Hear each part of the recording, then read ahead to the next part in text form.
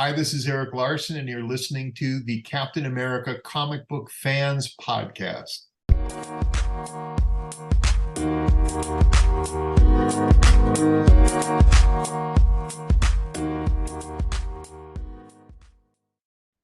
Greetings, Cap fans, and welcome to episode 116 of the Captain America Comic Book Fans Podcast.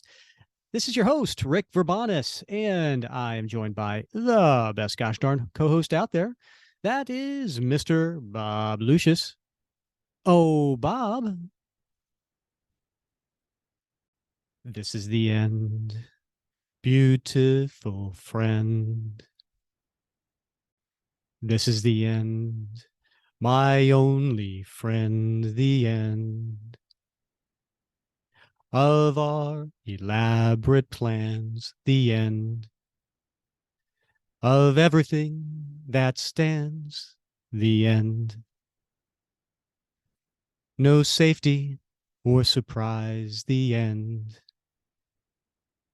I'll never look into your eyes again. I don't know what to make of that, Rick. I don't know if it's a cry for help or you're just a big fan of the Doors. I am a big fan of the Doors. I am a big fan of the Doors. I open and close them all the time. There you go. It's the Doors. So I figured what a fitting song for today, because we are covering Captain America, The End. Now, another fitting thing about this song is, Bob, do you know when this song came out? I have no idea. It had to have been in the 60s, right?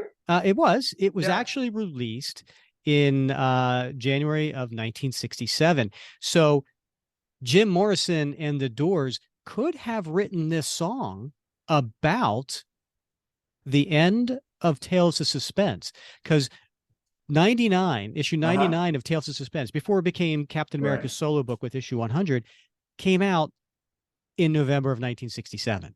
So they could have been writing about the end of Tales of Suspense. Makes perfect sense. Right? Yeah.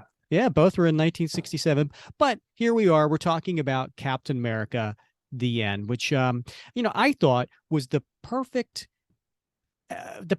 issue to end this year, right? Because this is the last podcast for 2022. This is coming out on December 28th. And so what better way to finish the year than with Captain America, The End?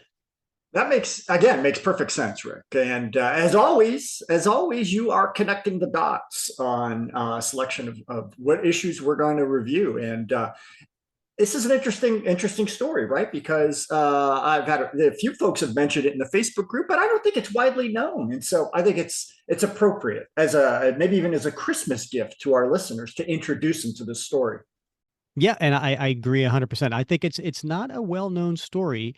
Marvel did the series of The End one-shots, and these I'm trying to remember which one was first. Was it Hulk? I think it was the Hulk, maybe, or no.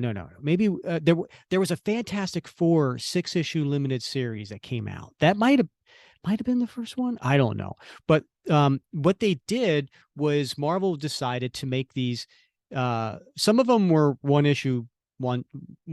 shot. Some of them were 6-issue limited series. Like there was a Marvel The End 6-issue limited series. There was a Wolverine had The End, a 6-issue limited series. X-Men did one as well. But then there was all these series of one shots. I think Hulk was the first one. Then they did like an Iron Man. What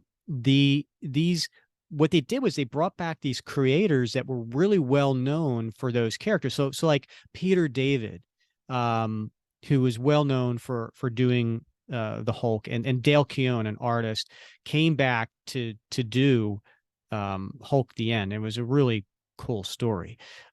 Then Punisher The End came back. That was Garth Ennis, right? So he was really well known for doing that. When they did the the X-Men, The End, it was written by Chris Claremont, right? So you have all these creators who have been really well known with their characters to come back and like, all right, here's how I'm going to do the last story for this character. So you may be wondering, who is the creator for Captain America, The End? Well, was it Mark Waid? No, not Mark Waid. Oh no, huh? No. Maybe oh gosh. Ed Brubaker? Ed Brubaker? Yeah, that makes sense. No. Was it DeMatteis? No, JM did not come back for this one. Huh. Neither, it wasn't Steve Englehart. It wasn't any of those. It was Erik Larsen. What? I know. Erik Larsen. You're like, well, he doesn't have anything associated with Captain America: The End. No, he doesn't. But he is a fan of the character, and he wrote and drew. He did, the pencils, the inks for this story, The End. And you know what, Bob? I'm excited to announce that we will have Erik Larsen on next episode to bring on to discuss this issue, because there's a lot of questions I have about what was the genesis behind this story. Like, why did you want to do this story? And obviously he has a huge influence by Jack Kirby, because in my mind, like, this is totally a Jack Kirby story. The way it's written, the way it's laid out, the fight scenes, everything about it screams Jack Kirby, and maybe even a little Steranko. I would love to talk to him about his influences there and get to some of the other things behind this story. Yeah. Me too. I think it's really exciting. He's an interesting character and in his own right, and we don't often get a chance to talk to a creative team that is, well, one and the same person, right? Somebody who writes and pencils and inks their own stories. I think, maybe Ron Garney did a little bit of that, but who else have we talked to that has done both sides of the creative team? I can't think of anyone else. Yeah, that's a good point. Obviously John Byrne, not somebody we've talked to, but right. Yeah. John Byrne had done both. Jack Kirby had done both. I'm just thinking of Captain America. Steranko did both, right? In some issues. Yeah. Although John Byrne didn't do both for Captain America, but he certainly has done both for, his own creations and some other things, Fantastic Four and stuff like that. But yeah, so it'd be really cool talking with Erik Larsen. Now, some of you who are, diehard Captain America fans are like, the name's familiar. Where do I know Erik Larsen from? Well, his early work with Marvel, he did a lot of Spider-Man. In fact, he followed Todd McFarlane on Amazing Spider-Man. Then he followed Todd McFarlane on the Spider-Man series. But then he was part of the group that launched Image Comics back in 1992. So with Todd McFarlane, Jim Lee, Rob Liefeld, Mark Sylvester, Jim Valentino, Erik Larsen was part of that group that went ahead and launched Image Comics. He also had at some point become a publisher for Image Comics.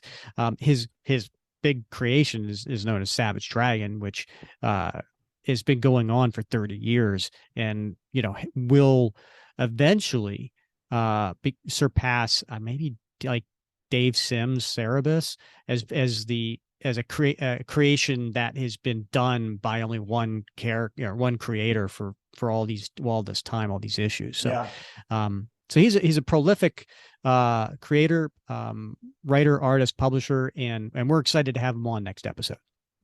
Rick, I'm like stunned. I was just getting ready to say prolific, and it's like you read my mind. We're really in sync now. We are indeed.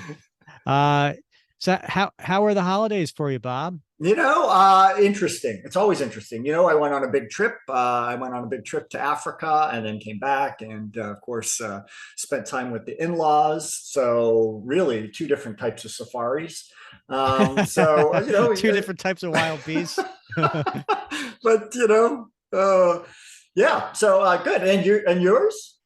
Always great. Always a good time. Family and friends can't get any better than that. Yeah. All right. So,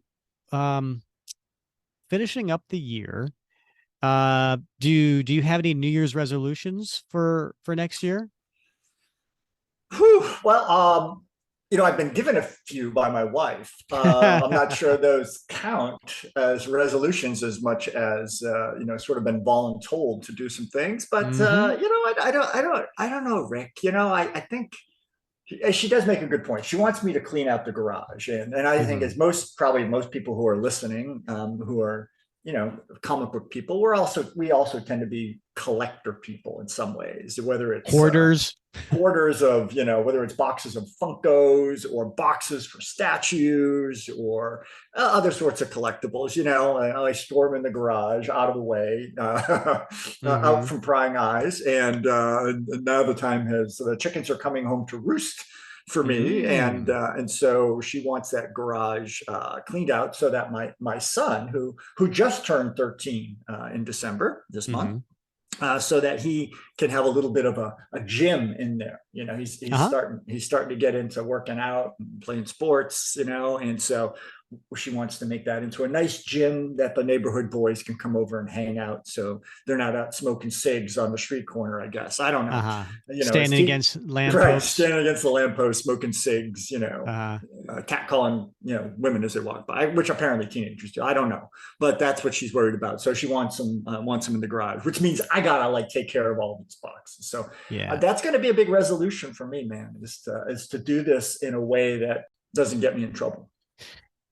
Well, yeah, and you'd also don't want the stuff in the garage, so because the boys will be going through it. Oh, that's right. That's You know what I right. mean? Yeah. All right. So Yeah. wow, I haven't thought about this in years. So, um, back when I was,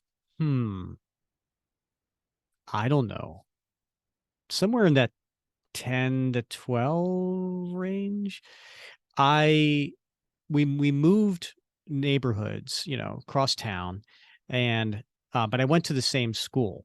So the bus was dropping me off at the old neighborhood. So what we would do is I would stay at this lady's house who took kids in after school, and my mom would or dad would come pick me up when they got off work. And so, I didn't have a lot of the other kids were younger or whatever, stuff like that.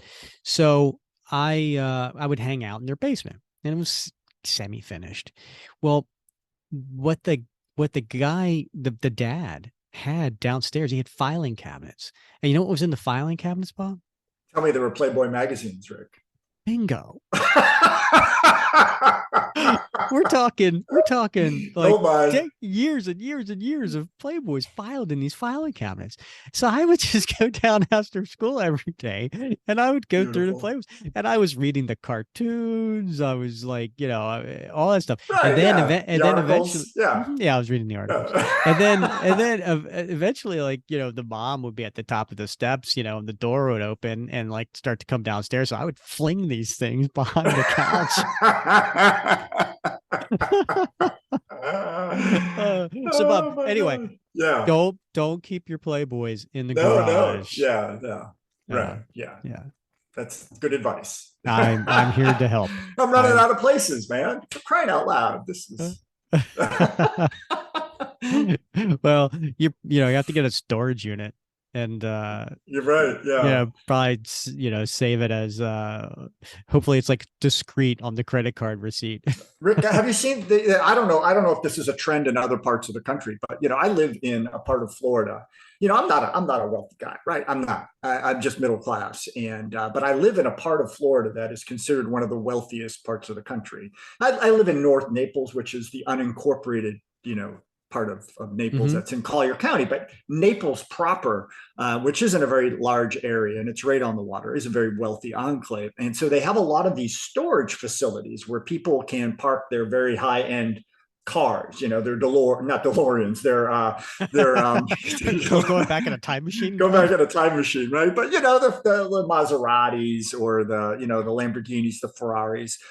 But they're now building these storage facilities where there's a garage on the bottom, but it's like 2 stories, and they have there's a sleeping area, there's a small kitchenette, and people are using them not just for cars, but for for their collections of whatever. But it's sort of like a man cave, but it is like a secure facility man cave. that is like protected against hurricanes and Oh, tornadoes. nice. Yeah, you know, and they're kind of expensive, as you might surmise, but that's like a real trend down here to have these sort of remote man caves for people to park their cars and collections and whatever else their mistresses, I guess. I don't know. But, I yeah, like that. That's yeah, pretty cool. So, right. but you could get one, but instead of putting the Ferrari, you could put your Pontiac Fiero. Right, that's right. Yeah. Yeah, my Honda del Sol. Yeah. All right. Yeah, you know, that actually reminds me. I saw, and I'm sure some of our listeners who've been to like the various Facebook groups for comics probably have seen this meme. And I actually shared it with my wife. She thought it was funny. And it says, "My biggest fear in life is that after I die, my wife will sell my comic collection for what I told her I paid for it." I love that one. Right. Yeah. Yeah. All right. Well, you know what? Let's get to the end, Bob. Let's get to the end. So this particular one shot came out February of 2020. So it's you know, it's still relatively new. And it had, as I mentioned, the creators, Erik Larsen. He's a writer, he's a penciler, he's the inker. The colorist is a someone I have not heard of before, Adano Sanchez Almera. The letterer, of course, we've heard of Joe Caramanga, right? He's been around for a while. And the editor, Jordan D. White and Chris Robinson. Now, the cover, there are two covers, by the way. The main cover is done by someone who just, like, the art is just, the name is Raza. So it's Rahzzah. And it's just, but that's a pseudonym, right? I'm sure it is. Yeah, I don't know who it is. Yeah. Well, I think I read someplace, maybe it was on Marvel Fandom, that the guy's real name is Scott Wilson. And he goes by Raza in some instances. So, yes, you are. You're correct. I'm looking at now. He actually has, he also goes by Raza Murdoch. He's gone by Raz Mataz. Oh, I like that. And then just Raza with a Razza. Hmm. He's from Panama. Oh. Panama.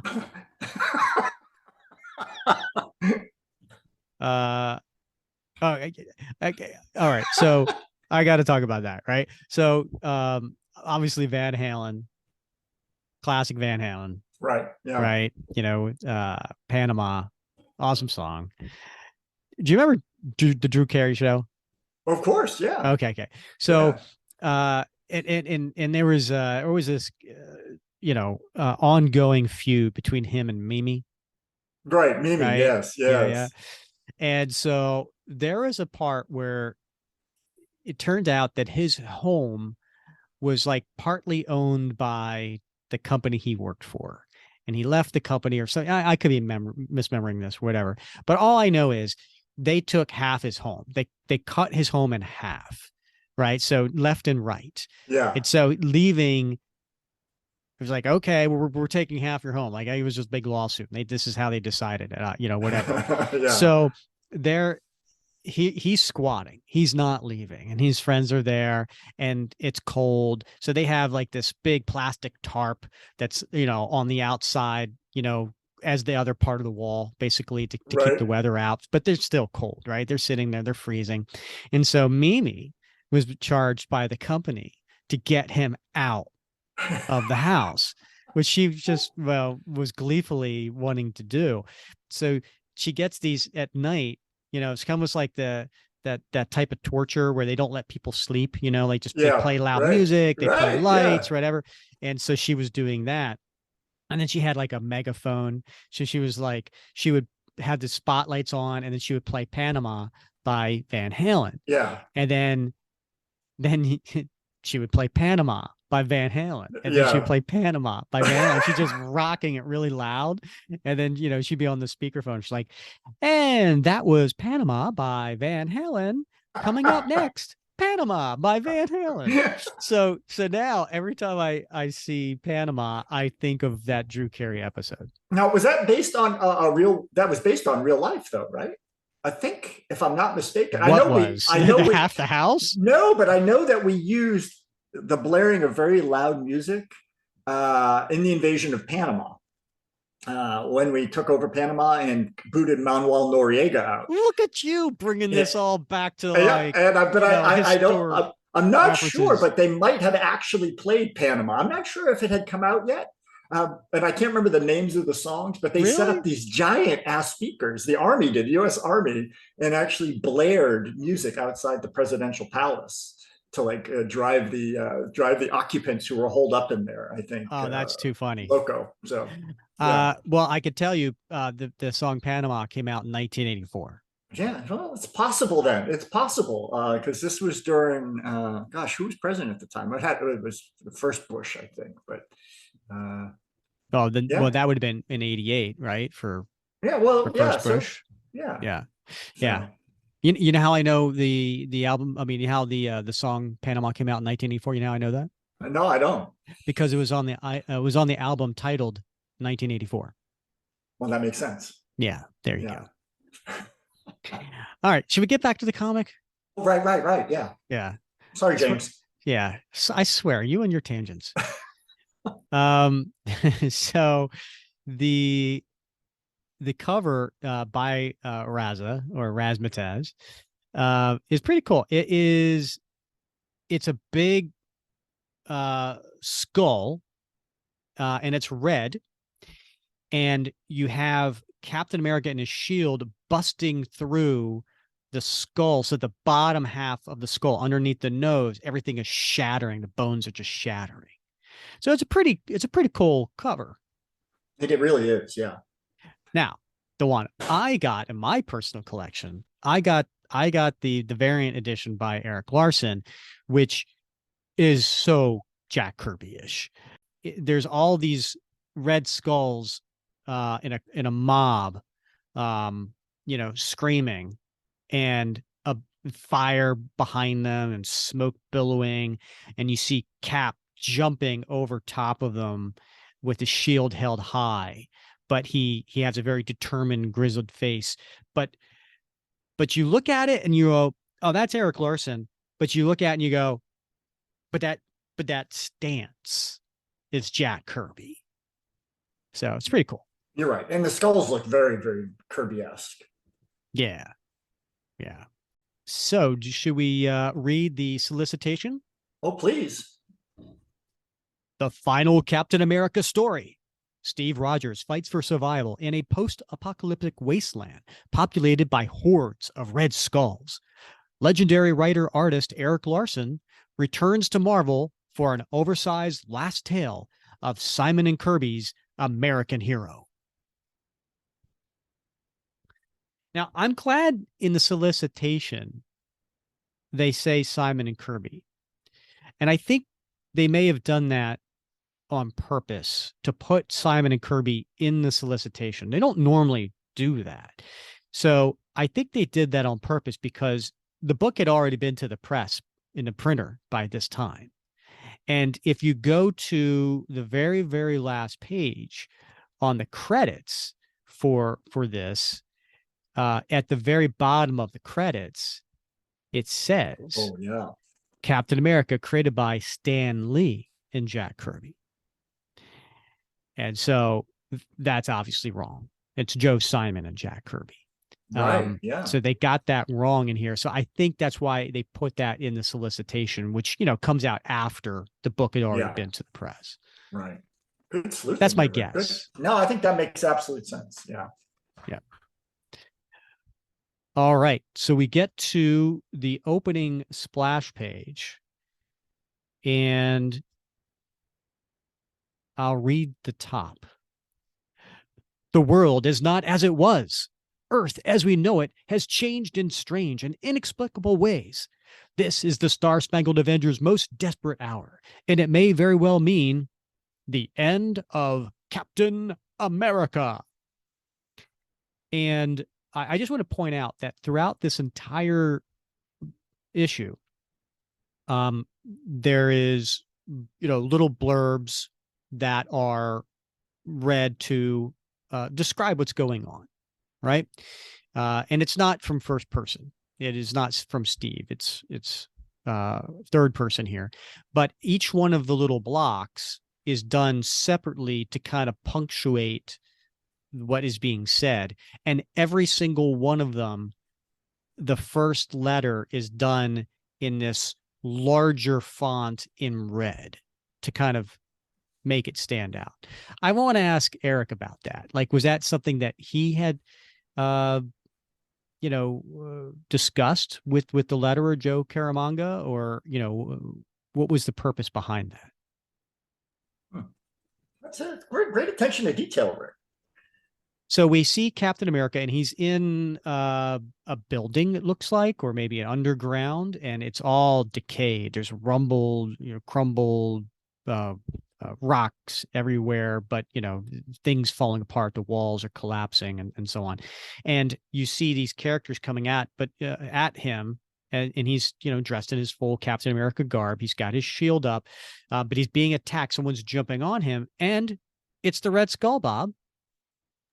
It does look like the Red Skull, certainly, but that's confusing in this instance, Rick.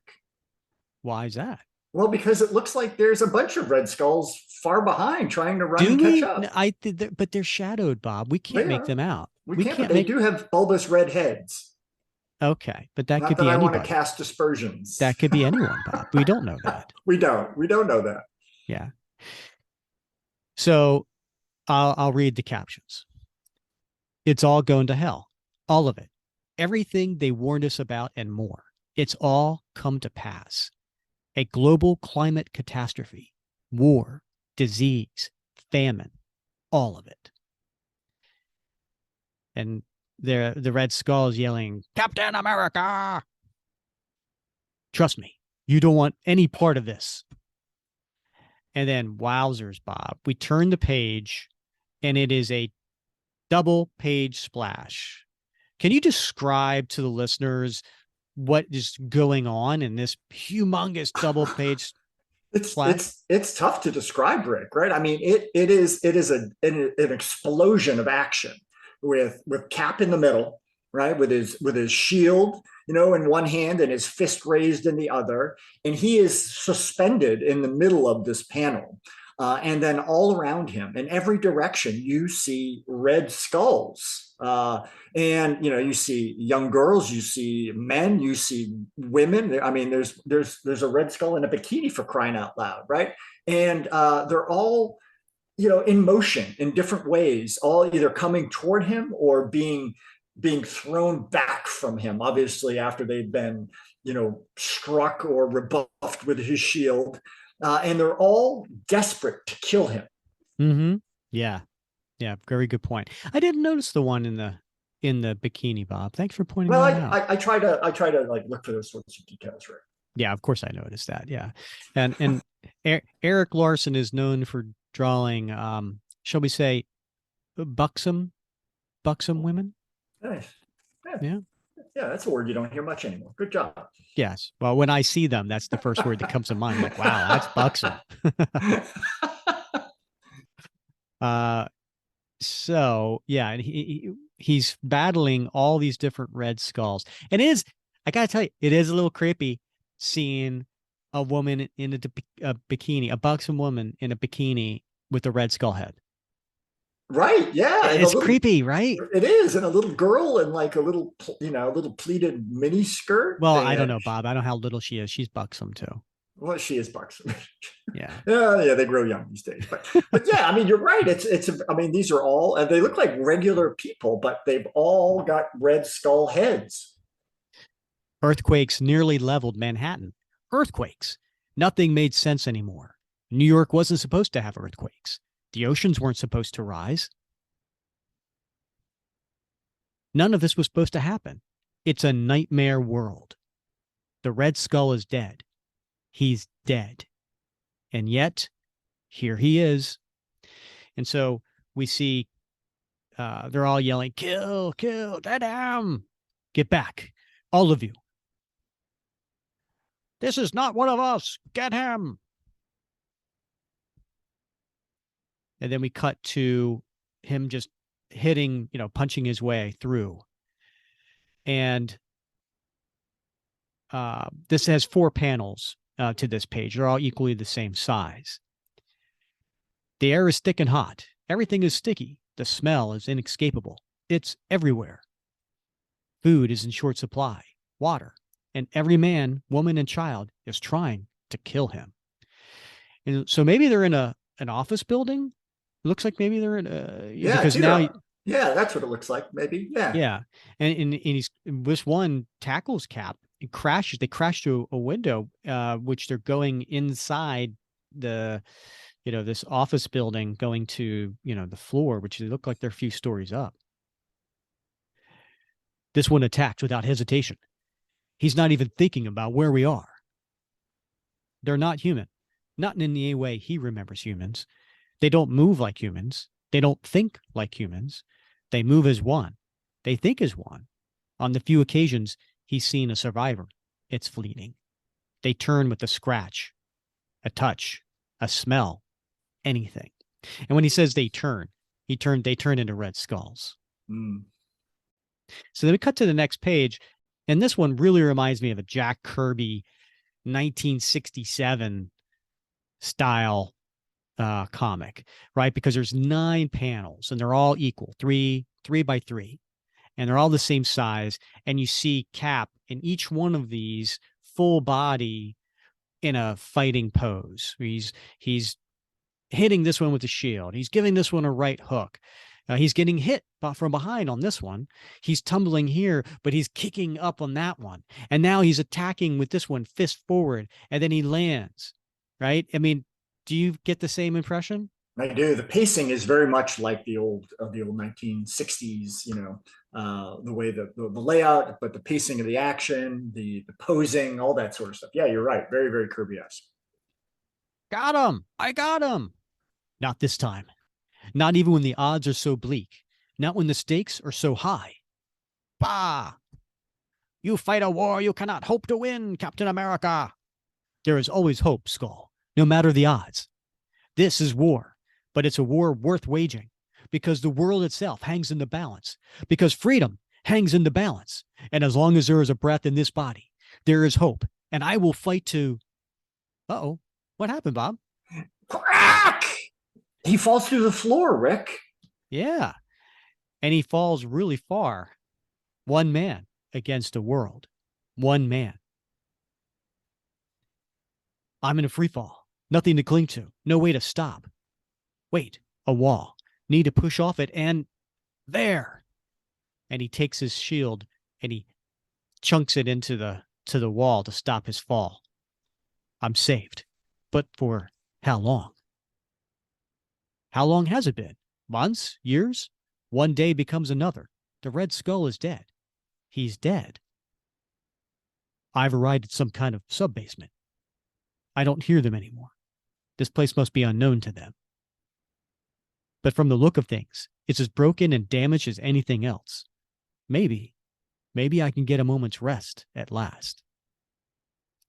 A muffled cough, a tinkle of glass. Somebody's there, hiding. That sound. And he kicks open like a part of a wall. It makes a noise, Bob. Brack! Who goes there? Come out, whoever you are. Again, that smell. Damp, mold, sweat. And who's there, Bob? There looks to be about 6 individuals of different, ages and ethnicities, and it looks they're human. They're not red skulls, Rick. Yeah. So you have an older man, kind of bald with long white beard and kind of hanging from behind his ears a little bit, wearing some glasses, and he's holding a pistol. And then behind him looks like some young kids and maybe some teenagers, and like you said, different nationalities, different genders. And the older man says, "Stay back, I have a gun." Don't shoot, don't shoot. It's Captain America. They're frightened, as they should be. This world no longer welcomes their kind. It's no longer welcomes anyone human. You're alive. You're fine. You haven't been infected. How? When the sirens sounded, we went down into the shelter. What's happened? What's happened to the world? Then you don't know. We knew it was bad. We heard the sounds, the screaming. We locked the doors and prayed. It's all we could do. You're Captain America. And then we cut to a little time later, and they're sitting around a campfire. And he says, and Cap explains how it got to this. It was the Red Skull. I defeated him. He was dead. This time, for sure. The deadly mist he created was released over New York. I managed to blow it out to sea in a last-ditch effort, but it didn't go away. The heat, the weather, became the perfect breeding ground. Somehow, it mutated. It became some kind of virus. The effect looked the same. It still transformed its victims like before. The skin on their faces became red, hair fell out, but it doesn't kill. It brings madness. And at this point, Cap's sitting there against the wall. He's got his knees up and his arms crossed his knees. He's resting, but he has his mask off, Bob. And this is the first time we're seeing him, and wow, he's aged. Haven't we all, Rick? I mean, he's still physically fit. Like if you had the mask on, you wouldn't know any difference, or you didn't see his eyes. But yeah, he's got a receding hairline, and it's white hair, and he's got wrinkles. That's interesting. Mm-hmm. So we'll have to maybe ask Erik about that. Like, when did this take place? Because the super soldier serum keeps him young, right? Is this really, really far into the future, or is this does it keep him young, Rick, or does it is it a lot like was it the Infinity Serum? What is it that Nick Fury has? Infinity. Right? Right. That it slows the process. So this could this could be well, that's my point. Way into the future, right? That's my point. It slows the process. So in order for the process is this way in the future, or did the process get sped up because of whatever, being with the mist, or I don't know. I'm curious. So the older man says, but there's a cure. Surely there's a cure. Scientists, doctors searched frantically. People were quarantined. Doctors and scientists worked tirelessly, but it spread too quickly. A cough, a scratch, a smell. Hell, breathing the very air brought madness. And somehow each of the infected is able to communicate with the others, like they have some kind of hive mind. They lost every shred of their individuality, and they worked in tandem with a shared goal: replicate, spread the disease, total world domination. My God. But you're going to save us, won't you? You're going to fix the world and make it everything better again, aren't you? And then, just then, a horde of Red Skulls come crashing in. They found them. There he is. There's Captain America. And there are others. They must join the order or die. Blast. They followed me. I led them right to you. That's enough of that, Skull. And he hits one of them in the face. Splang! They move as one, single-minded. Interesting enough, Bob. Now they have weapons, right? They do, they're firing, but one of them looks like he's right. Maybe he's the Green Goblin, or the Hobgoblin, or he's riding one of the Green Goblins or Hobgoblins flying bats. Right. Is that a nod maybe to his time on Spider-Man? Perhaps. Maybe. We'll have to ask about that. And then Cap's throwing his shield. And I like this next panel where all you see is Cap's punch, and then you see an arm underneath of the person receiving it. But that's all you see. You see his arm and you see the other arm. And then there's like this big, action starburst kind of speed lines. And then the sound effect "pow" with an exclamation point, which is jumping off the panel. I love that. That's so old school. It is. It is awesome. He moves as one as well. One Captain America. A scratch, a touch, a smell, and he's gone. So one of the kids gets converted. Donnie's gone. And you see the hair start to fall out, and the head turned into a red skull. All will be lost unless he acts swiftly. Blast! We've lost him. Donnie's been assimilated. Grab the girl! And he throws the shield to protect, and it makes a noise. Spling! Others transform before his eyes. 1 minute they're human, and the next, they're one of the New World Order. And then we see a close-up, and we finally see like all the wrinkles around Cap's blue eyes. You and your fascist mob won't win this day, tyrant. Not while Captain America lives. Not while there's a pulse racing through my veins. I'll fight for freedom until my dying breath. Feel the stings of my fists, fascist. They're the fist of a man who would die for liberty.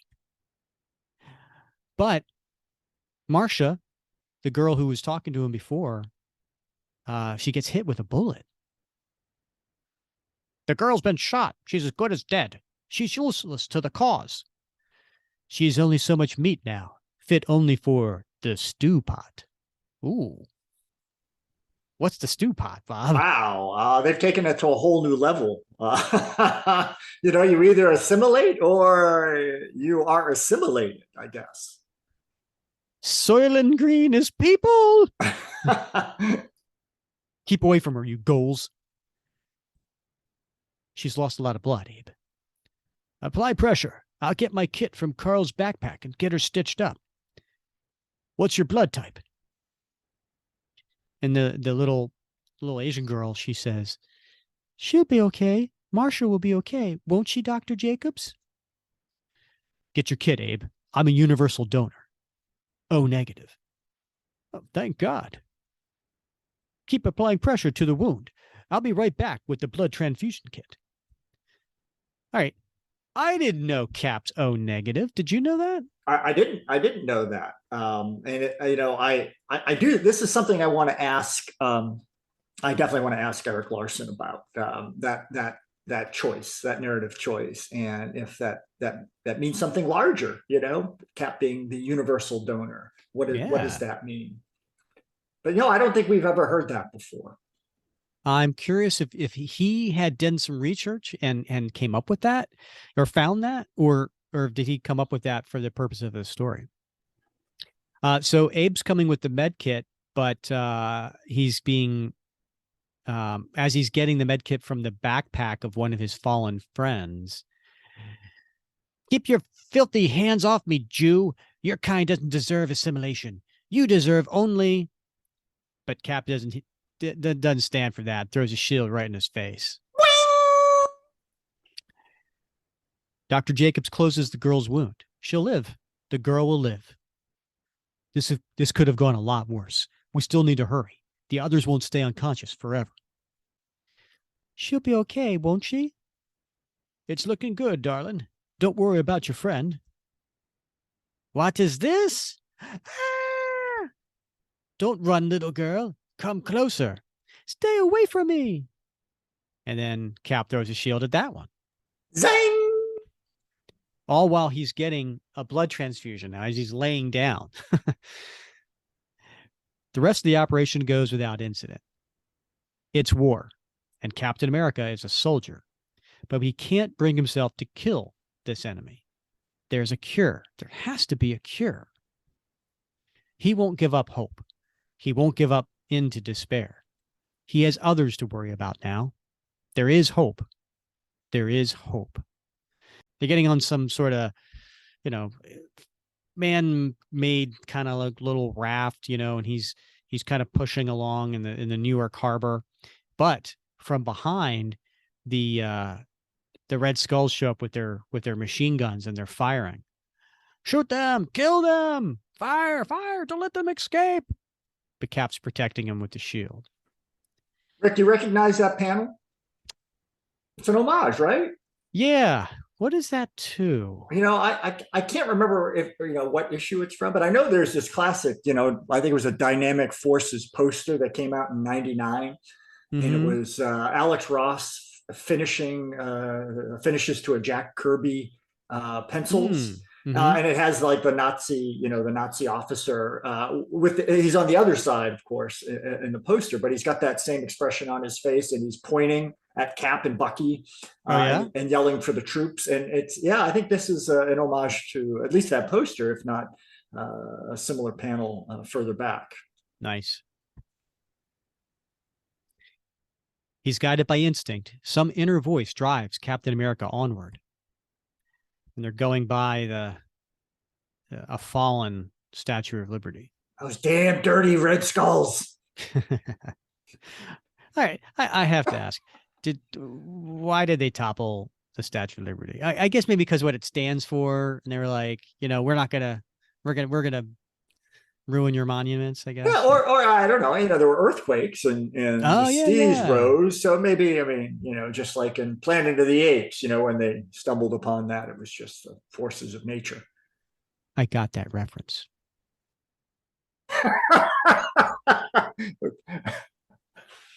Did you get that reference? I got that reference. Right? Okay. Thousands have died in the field. Millions. The New World Order doesn't care about the individual. It cares about the whole, the movement. Let the weak die and the strong survive. Oy vey, did you know this was here? I didn't, but it had to be somewhere. What's he talking about, Bob? It looks to be a shield helicarrier that is resting at an angle, on its side in the middle of the harbor.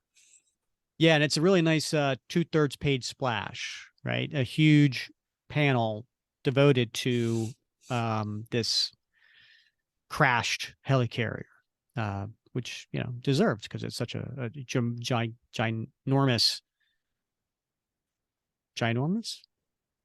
Absolutely, why not? Did I just make that up? It's a good word. I've heard that before, though. It's gigantic, enormous, ginormous. Yeah. I had a student this week write a word in an essay that I was unfamiliar with. He used the word scrummaged. And I thought it's a combination of scavenged and rummaged. Huh. Yeah, which I'd never seen before. And at first I was like, well, that's a typo. And then I was like, but a clever one. I'm going to give him. I'm not going to, take points away for that one, because I'm going to start using that. Oh, that's cool. What is that thing? It's a shield helicarrier. It's been sitting here rusting for God only knows how long. I should go in. There are things we can use inside this broken hull. It's broken hulk, not hull. I would think hull, right? Because it's a ship. It is, but it's a hulk of a piece of machinery. All right, so I got to fix that. All right. Weapons, medical equipment, possibly food as well. Then, by all means, let's go inside. Stay back. It's dangerous. This thing is likely to be booby-trapped 6 ways from Sunday. We can't stay out here alone. And then he gets fired on. He puts his shield up. Cripes.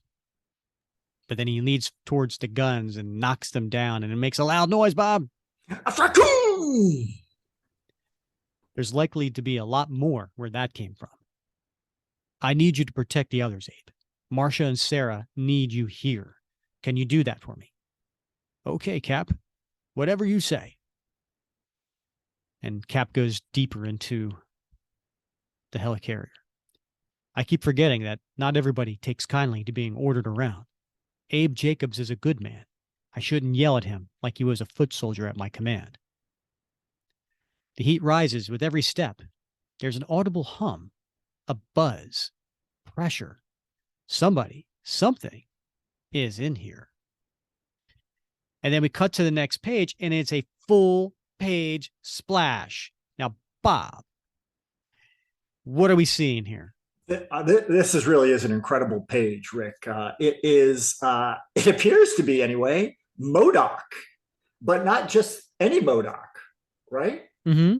it's MODOK who has clearly been infected by whatever this mutagenic mist, this virus that the Red Skull had unleashed, and his big fat head is now a big fat Red Skull head in his floating chair. And he's all like, he's got all these cables and wires plugged into his big fat brain. And he's surrounded by machinery, and everything is, it's like the Kirby crackle behind him, right? It's all purplish, totally. Right? And so you could feel this area is just humming with energy. And at the center of it, of course, is this Red Skull MODOK.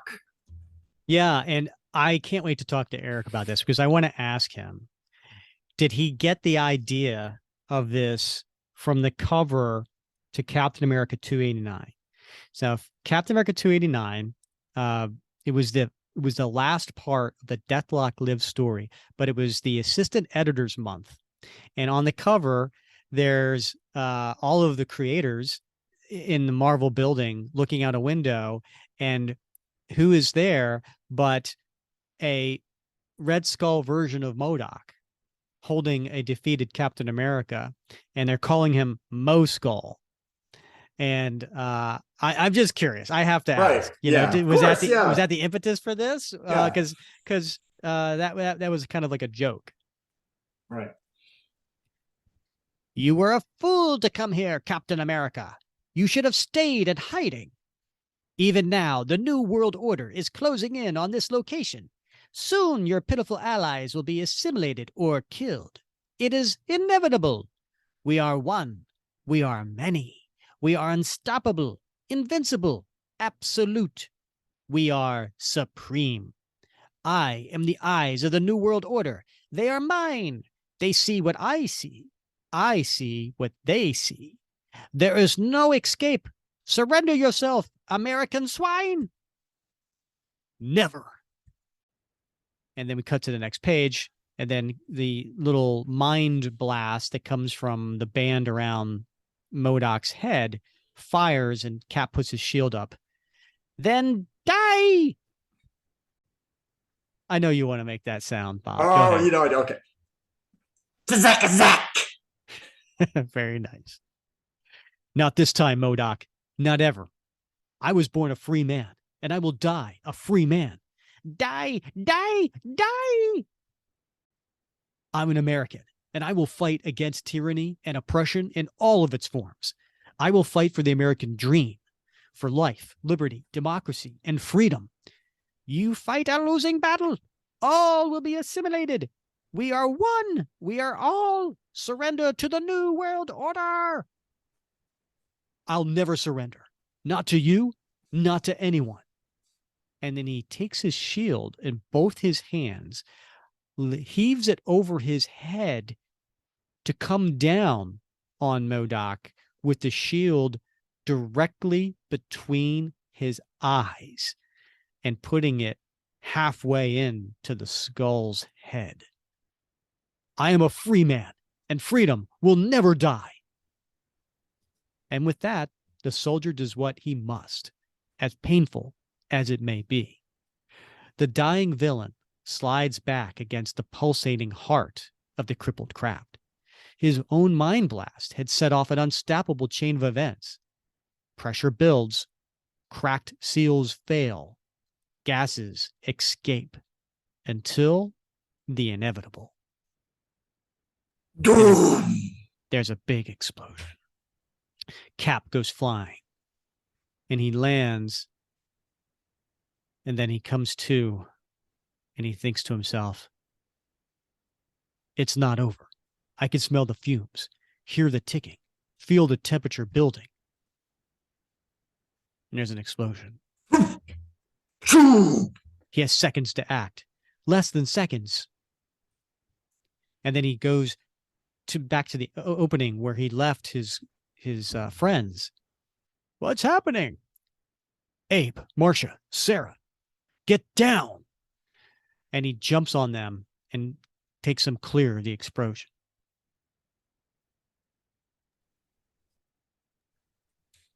Makes a loud noise. And they all go falling out into the rocks. And when Cap comes to, he wakes surrounded. A scratch, a touch, a smell. Oh no. And we see the little Asian girl. What's her name? Ooh, Ah, Sarah. Sarah? I thought Sarah was the other one. Was it? No, Marsha and Sarah. Okay. It's always Marsha. Marsha. Anyway, so we see her head turning red and hair's falling out. And then Abe has already turned and he's got a rock in his hand and he's about to crush Cap. Now Cap's been injured, Bob. He's got some shrapnel in his leg. It's like a big chunk of metal. Yeah. Yeah, it's like a steak almost. Oh no, Abe. His only weapon, shrapnel, embedded in his thigh. And he takes it and he stabs it in Abe's leg. He won't kill his friends. No. They, however, have no such reservations. So he grabs Marsha and picks her up and runs with her. She's still human, Rick. Yeah. They haven't gotten to her, I guess. Look out. He's punching his way through it. Damn it. What happened to them? Without MODOK pulling their strings, they seem to have lost their voice, but their resolve remains. Kill everyone different. And I like this. He's got her in his arms, both arms. So he runs up, puts his legs in front of himself, and kicks like a domino effect of 4 different skulls. Yeah, he's like flying laterally across the ground, right? Yeah, it's pretty cool. Infect if they can, kill if they can't. And he's running up to the top of this rubble that's all piled, to get to the very, very top, to get the high ground. We're all that's left. Trapped, nowhere to run, nowhere to hide. And he keeps fighting them off, protecting her. Back, you monsters, get back. Their numbers are without end. Their final directive draws them here. Their mission locked in their savage, unreasonable minds. His defeat is inevitable. Already he grows weary, while their ranks are continuously refreshed and replenished, and one thought gnaws at his very soul. And then we turn to the next page, and it's a full page splash, and it's a bust shot from the collarbone up, basically, of Cap's face. And he has a look of despair, of realizing something that it just sets with him. He has that look of recognition of something horrible. Right. Yeah. And he thinks to himself, it's me.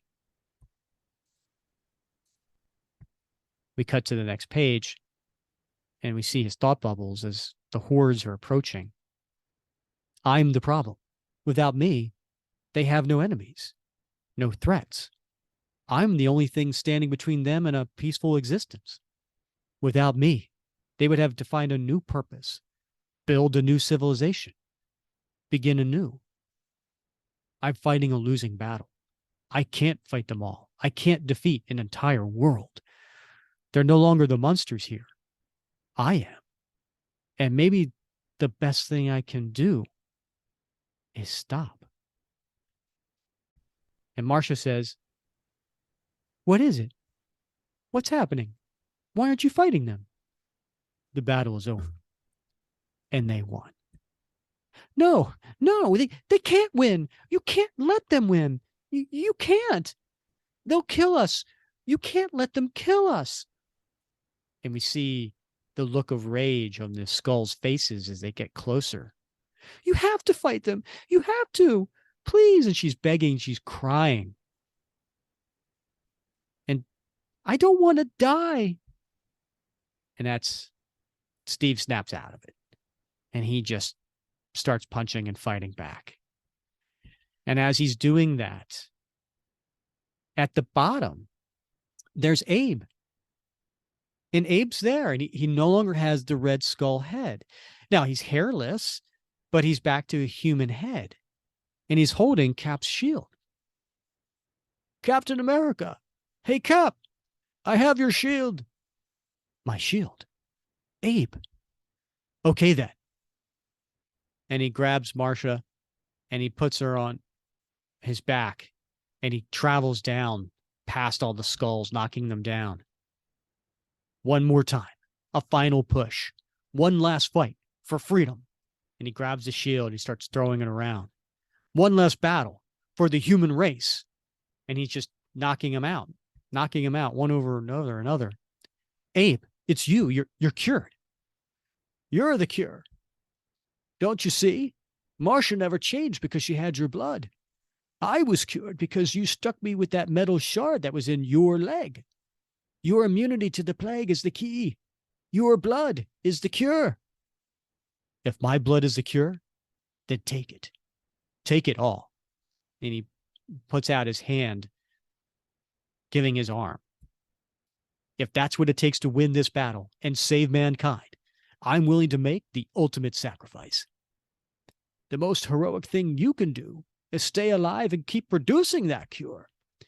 There are a lot of people in this world, and if a drop of your blood is what it takes to turn all of these monsters back into men, it's going to take a lot more of it than the supply you have on hand. Time passes, and bit by bit, day by day, ground is taken back. Humankind fights back. The New World Order is rounded up, captured, cured, and put to work fighting for the common good. Guards are stationed to protect mankind's greatest champion and only hope. And although he doesn't dare risk his life in the battlefield, Captain America lives. And we cut to this inner room that's being guarded, and we see Cap there sitting. Looks like maybe he's got some, like his blood is being taken. And standing over him is Abe, the doctor. How are you feeling, Cap? Never better. Are you ready to give some more blood? I was born ready. This may sting a little. It doesn't hurt a bit. It feels like freedom. The end. Literally. Yes, literally. The end of the end. All right, Bob, thoughts on the story? Oh, again, Rick, it's one of those stories I think that improves with repeated reading, right? Because I read this when it came out, and I was like, okay, interesting. But I don't know, sometimes things age well, and you go back and you read something and you get more out of it each time. And this is one of those stories where I think it has a lot of different layers, right? You can enjoy it for what it is, a very entertaining, action-packed story, but also there's a lot of moral lessons in here. And I think, if I will talk to Erik, right? And we'll ask him some of these questions, but I think there's a lot underneath the surface layer of this story that, as a writer, as an illustrator, he wants us to take from the story. I'll be curious to see if he's willing to share that with us, or if he's going to say, well, this is a sort of thing where everybody gets something different out of a story, and what you get out of the story is appropriate for you, or whether he's going to tell us what he was trying to tell us. Gotcha. Yeah, I can't wait to talk to him about it. Yeah. And agree. I think the first time I read it, I was kind of like, oh, well, that was a fun tale. But as I'm kind of going back and kind of examining it, there is a lot of cool things in here to, some Easter eggs and stuff like that we can kind of like talk with Erik about. All right. So let's get into favorite panel. All right, Bob. I have no idea who goes first. Well, I'll tell you, there's so many good ones, Rick. It really is a tough choice. I think for me. Oh, so you're going first. Okay. Okay. Right. Good. All right. Sure. Yeah. You go ahead. I think for me, it's going to be that panel that I mentioned earlier that I thought was homage to the 1999 Dynamic Forces Kirby Ross poster, where Cap and Marcia and Sarah and Abe are on that little raft paddling away in what appears to be New York Harbor. And you see the Red Skulls, firing away at them with their machine guns. And there's that one looking back toward the reader, even as he's pointing toward the fleeing group and saying, "Get them!" That looked to me as an homage, and I love when artists do that. They slip things in that are are flashbacks to other artists' work or previous stories that they have done. So that's going to be it for me. I like that. Good choice. And for those playing at home, it is page 15, panel 3 that Bob's referring to. All right. So for me, my favorite panel, I'm going to have to go with,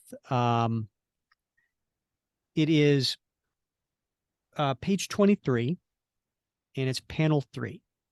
So that is when he is carrying Marcia in his arms, and he is jumping up and leading with the kicking, and he's knocking like those 4 Red Skulls back, because that's such a Kirby-esque panel right there, right? It's probably not physically possible, because if you are going up and you're doing a kick, you have absolutely no weight behind you when you're in the air, but it's a fantastical type of thing that very Kirby-esque. And I really, you don't see that type of panel. You don't see that kind of action in a Captain America comic very often. Right. And so when you do see it, it's like, that's cool. Yeah. That's a great pick. Good choice. All right. What about t-shirt worthy? Right. T-shirt worthy. Okay. Because we could do more than one panel when we do a t-shirt, right? Oh, sure. I want to get page 5.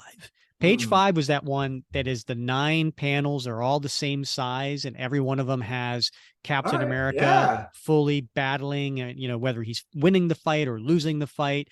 But it's a very, again, Kirby-esque type of layout and action. I think that would look cool on a t-shirt with all those panels and the word balloons and the special effects, the sound effects, and all that kind of stuff. That'd be cool to see. Yeah, that would be cool. How about you? What are you putting on a t-shirt, Bob? Mine is, I'm sorry, I don't have the page number here in front of me, but it's the one where toward the end where he's standing on top, he's king of the mountain, right? He has the high ground, Anakin, right? And behind him is the smoldering wreck of the SHIELD helicarrier. And you see the perspective behind him and on the sides where all the skulls are boiling up the sides of, sort of what was that zombie movie, Z or something, where the zombies are boiling up the side of the building, right? And and he's got Marcia behind him, and he's trapped, nowhere to run, nowhere to hide. Their numbers are without end, and he's fighting. Get back, you monsters! Get back! I love that. It's a 2/3, page splash. I think that would look awesome on a t-shirt. Yeah. And, all right. I'm just trying to make sure I have the same one, because I'm the one I'm seeing. There is no helicarrier, and he's not saying get back. It's the one where he's got all the thought balloons. He's going, I'm the problem. No, not that. That. It's 2 pages before that. Oh, okay. Yeah. That's a cool one. Yeah. Okay. Totally agree. I think that'd make a cool t-shirt. All right, Bob, what's going in your time capsule? Well, gosh, that's a tough one in this story, Rick, because it takes place in the future. So I don't know, but maybe gosh, I do like the design of the helicarrier in this story. I might have to go with that, because it is a throwback to the older depictions of the helicarrier. They've become so modernized, particularly since Civil War in the MCU, that now when you see the helicarrier depicted in Marvel Comics, it's usually a very sleek, looks like a floating aircraft carrier. But this is a throwback to the earlier designs that you saw in the late 60s. The propellers. And so I'm gonna go with the SHIELD helicarrier design. That's cool. I like that. I'm going to go with page 9, panel 2. That is when we see for the first time this Steve without his mask. And he's got the receding hairline. It's white. He's got all the wrinkles. And I don't know, that panel, certainly speaks to a time period in this Steve's life. And so that's going in my time capsule. Excellent.